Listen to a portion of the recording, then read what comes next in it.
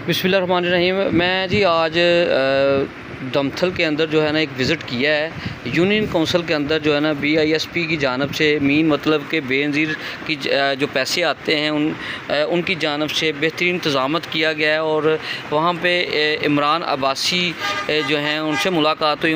उनकी जानिब से बेहतरीन इंतज़ामत किया गया, कुर्सियाँ लगाई गई हैं और बाकायदा तौर पे उनका एटीट्यूड था, जो रवैया था लोगों के साथ बहुत अच्छा था और लोगों ने भी उनकी तारीफ़ें की हैं कि अच्छा कोऑपरेट कर रहे हैं। तो ये आपको दिखा रहा हूँ जी दमथल यूनियन काउंसिल के मनाज़र, और यूनियन काउंसिल के अंदर बाकायदा तौर पर ख़वातीन को इस एहतराम के साथ बाकायदा तौर पर उनको चेयर्स दे के उन पर बैठाया गया है।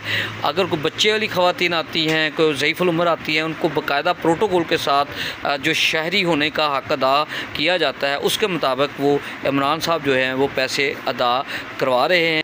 बिला तफरीक काम जारी है। इस तो तहरीम के साथ जो है काम का सिलसिला जारी है। तो वहीं पर रेस्क्यू 112 की टीम भी मौजूद है और खतून पुलिस जो है वो भी यहाँ पर मौजूद हैं।